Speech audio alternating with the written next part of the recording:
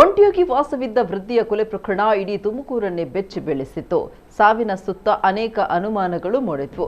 ಮನೆ ಬಾಗಿಲು ತೆಗೆದ ಪೊಲೀಸರಿಗೆ ಶವದ ಸುತ್ತ ಚೆಲ್ಲಿದ ಖಾರದ ಪುಡಿ, ಮದ್ಯದ ಬಾಟಲ್ಗಳು, ದರೋಡೆಕೋರರ ಕಥೆ ಕೇಳ್ತಾ ಇದ್ರೆ ಹಂತಕ ಬಿಟ್ಟು ಹೋಗಿದ್ದ ಅದೊಂದು ಕ್ಲೂ ಪರಿಚಯಿಸಿನಿಂದಲೇ ನಡೆದ ಕೃತ್ಯ ಎನ್ನುವುದು ಬಯಲು ಮಾಡಿತು. ಹೌದು, ಇಲ್ಲಿನ ಗ್ರಾಮ ಪಂಚಾಯತ್ ಮಾಜಿ ಅಧ್ಯಕ್ಷ ಮುತ್ತುರಾಜ್ ಈ ಕೊಲೆಯ ಬಂಧಿತ ಆರೋಪಿ. ತನ್ನ ಜೂಜಾಟದ ಚಟದಿಂದ 1 ಕೋಟಿ ರೂಪಾಯಿ ಸಾಲ ಮಾಡಿಕೊಂಡಿದ್ದ. ವೃದ್ಧೆಯ ಬಳಿಯೂ ಸಾಲ ಮಾಡಿಕೊಂಡಿದ್ದ.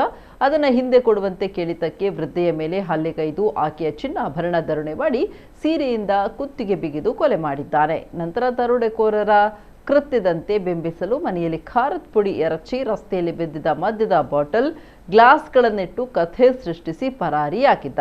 ಪೊಲೀಸರು ಸಿಕ್ಕ ಸಾಕ್ಷ್ಯ ಆಧರಿಸಿ ತನಿಖೆ ಚುರುಕುಗೊಳಿಸಿದಾಗ ಈತ ಕೃತ್ಯ ಬೆಸಗಿದ್ದು ಸಾಬೀತಾಗಿದೆ. ಸದ್ಯ ಆರೋಪಿಯನ್ನು ಪೊಲೀಸರು ಬಂಧಿಸಿ ವಿಚಾರಣೆ ನಡೆಸ್ತಾ ಇದ್ದಾರೆ.